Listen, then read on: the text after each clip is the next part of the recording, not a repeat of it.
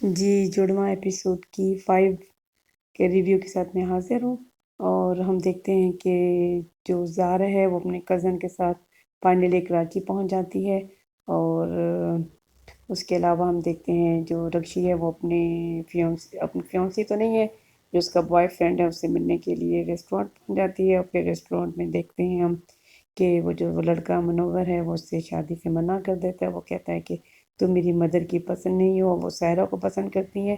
وہ روتی ہے اور بلبلا رہی ہوتی ہے، اور اس کو ایسا نہیں کرنا چاہیے میرے پوائنٹ آف ویو سے۔ بہرحال یہ ایک اچھا انسان نہیں دکھایا کہ یہ کس طرح سے نئی نئی لڑکیوں کے ساتھ ملتا ہے اور ان کے ساتھ وقت گزارنے کے لیے اس طرح سے انہیں محبت کا جھانسا دیتا ہے۔ اور بہرحال لڑکیوں کو سوچنا سمجھنا ضرور چاہیے، اپنے ریسپیکٹ کا خیال رکھنا چاہیے۔ اور ہم دیکھتے ہیں کہ زارا کراچی میں آئی ہے اور اپنی کزن کے ساتھ موج مستی کر رہی ہے، اور ریسٹورینٹ میں اس کو وہ مل جاتی ہے۔ وہ سمجھتی ہے کہ یہ اس کی کزن زارا ہے، اور اس کو سلیپ کر دیتی ہے، اور وہ حیران ہوتی ہے کہ یہ اتنی چینج کیسے لگ رہی ہے اور اس طرح کی ڈریس کیوں پہنا ہوا ہے۔ اور گھر جا کے بھی وہ یہی کہتی ہے کہ مجھے تو وہ ریسٹورینٹ میں ملی ہے۔ اس کی مدر مسلسل جھوٹ بول رہی ہوتی ہیں کہ وہ تو سو رہی ہے، لیکن فائنلی یہ بات بتانے میں وہ خود مجبور ہو جاتی ہیں کہ وہ نہیں سو رہی ہے، اور میں نے جو سارا ہے اس کو لاہور بھیجا ہے۔ اور وہ بہت حیران ہو کے کہتا ہے کہ تم کس کی اجازت سے تم نے بھیجا ہے، اور ظاہر ہے وہ یہ پھر کہتی ہے کہ رشی کے رشتے والے آ رہے تھے تو میں نے سوچا کہ پھر وہ یہاں نہ ہو تو اچھی بات ہے۔ اور ہم دیکھتے ہیں کہ جو منور ہے وہ ایک نئی لڑکی کے ساتھ اس کی تعریفیں کر کے اس کا دل جیتنے کی کوشش کر رہا ہے۔ وہ اتنی بیوقوف لڑکی ہے، دوسرے دن اس کے ساتھ اور مطلب گھومتی پھر رہی ہے۔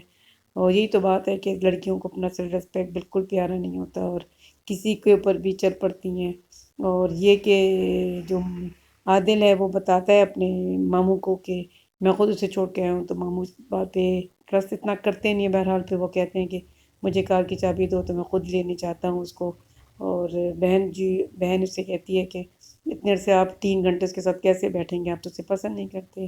بہرحال ہم دیکھتے ہیں کہ کہانی میں جو بڑی ہے وہ کہ سارا کے سامنے وہ لڑکا آ جاتا ہے جو رکشی کو وہ جو زارا کو تنگ کرتا ہے یونیورسٹی میں، اور وہ یہ سمجھتا ہے کہ وہی ہے، اور اس کا جو دم چل رہا ہے وہ یعنی کہ جو اس کا کزن ہے وہ بھی اس کو نظر نہیں آ رہا۔ تو یہ کہ کہانی میں کچھ اس طرح سے بڑی ہے کہ یہ ان کا آپس میں تھوڑا سا انٹریکشن ہو گیا۔ جو زارا ہے اس کو اس کی کزن نے دیکھا، وہ سمجھتی ہے کہ وہ سارا ہے، اور سارا کو وہ اس کا وہ کزن دیکھ لیتا ہے اور وہ سمجھتا ہے کہ یہ زارا ہے۔